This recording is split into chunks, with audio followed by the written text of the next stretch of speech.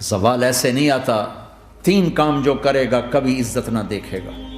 3 کام جو کرے گا کبھی عزت نہ دیکھے گا. 3 کام جو کرے گا کبھی عزت نہ دیکھے گا. اور 3 کام جو کرے گا کبھی ذلت نہ دیکھے گا. 3 کام جو کرے گا کبھی ذلت نہ دیکھے گا. 3 کام جو کرے گا کبھی ذلت نہ دیکھے گا.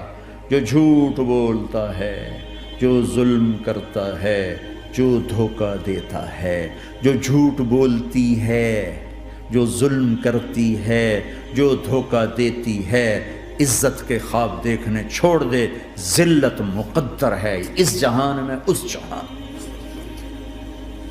قوم ہو، فرد ہو، عورت ہو، مرد ہو، ظلم ہے، جھوٹ ہے، دھوکہ ہے، رب ذوالجلال کی قسم ذلت کے سوا کچھ نہ ملے گا.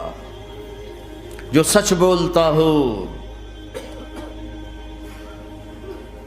جو عدل کرتا ہو، جو دیانتدار ہو، اس کے لیے عزت مقدر ہو گئی، ہو گئی، ہو گئی. سچ ایک فرد میں ہے، عدل ایک فرد میں ہے، دیانت ایک فرد میں ہے یا ایک قوم میں ہے. انہیں عزت دینا یقینی ہو گیا. میرا اللہ انہیں دے کے رہے گا، چاہے وہ اللہ کو مانتے ہیں چاہے اللہ کا انکار کرتے ہیں. آگے آخرت کا مسئلہ الگ ہے.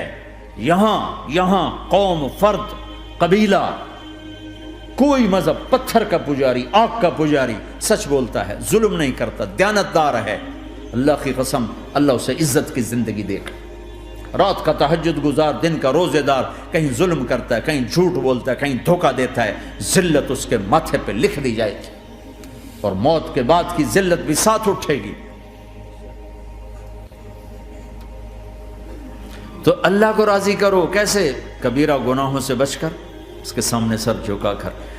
دوسرا کام، اللہ کے بندوں کے ساتھ معاملہ کرو.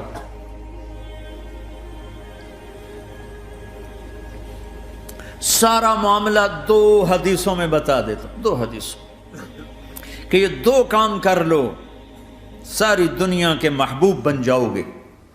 تمہارے گھر جنت بن جائیں گے. میاں بیوی میں محبت قائم ہو جائے گی، ساس بہو میں محبت ہو جائے گی، باپ بیٹے میں محبت ہو جائے گی، ماں بیٹی میں محبت ہو جائے گی، بھائی بھائی میں محبت ہو جائے گی. 2 کام کر لو.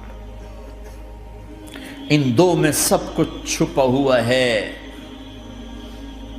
میرے نبی نے فرمایا معاذ الا انبئک بملاک ھذا کلہ. پوری حدیث. معاذ بن جبل نے کہا یا رسول اللہ کچھ جنت کے جانے کا راستہ تو بتائیں، جنت میں جانے کا راستہ تو بتائیں. انبئنی بعمل یدخلنی الجنہ. صاحب نے کہا سألت عن امر عظیم، بہت بڑی باتوں نے پوچھی ہے. تقیم الصلاۃ المکتوبہ، تؤدی الصلاۃ المفروضہ، وتصوم رمضان، وتحج البیت. معاذ نماز پڑھنا، روزہ رکھنا، زکوٰۃ دینا اور حج کرنا. پھر آپ نے فرمایا ان شئت انبأتک بابواب الجنت. اب اگر تو چاہے تو کچھ اور بتاؤں، جنت کے دروازے بتاؤں؟ کہ جی بتائیں. کہ الصوم جنہ، روزہ جہنم اور تیرے درمیان بیچ میں رکاوٹ بن جائے گا. الصدقۃ تطفئ الخطیہ، چھپ چھپ کے اللہ کے نام پہ دینا تیرے گناہوں کو دھو دے گا، پاک کر دے گا. وقیام الرجل فی جوف اللیل ابتغاء وجہ اللہ، اور رات کے اندھیرے میں کھڑے ہو کر اللہ سے باتیں کرنا. 2 نفل ہی پڑھ لیا کرو، کسی مرد عورت کا رات کے اندھیرے میں کھڑے ہو کے. پھر آپ نے کہا معاذ الا انبئک براس الامر وعمودہ وذروۃ سنامہ وبملاک ھذا کلہ. اے معاذ میں تمہیں اب سارے دین کا خلاصہ بتاؤں، سارے دین کا سرا بتاؤں، ستون بتاؤں. ایک روایت کے مطابق ستون بتاؤں، آخری چیز بتاؤں، آخری چیز بتاؤں. کہا جی ما ہوا جی تو مجھے دیکھنا سارے بھائی. تو آپ نے اپنی زبان نکالی اور اسے یوں پکڑا.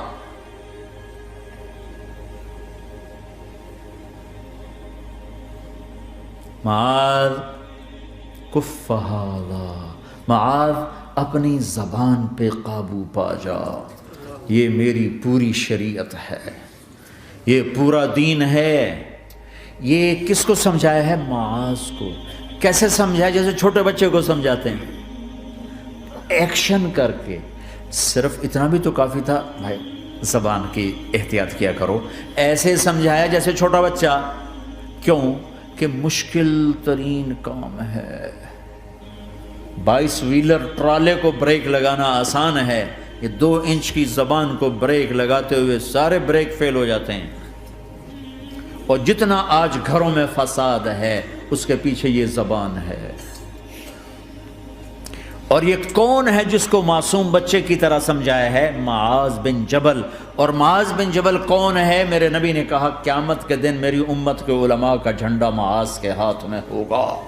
اور یہ کون ہے؟ میں پچھلے مئی میں گیا ہوں، یہ مئی جو گزرا ہے، اردن ہمارا اجتماع تھا تبلیغ کا، میں وہاں گیا، عمان میں آگے اربد گئے، اربد سے 18 کلومیٹر 20 کلومیٹر آگے حضرت معاذ کا مقبرہ ہے، باپ بیٹا دونوں وہاں دفن ہیں۔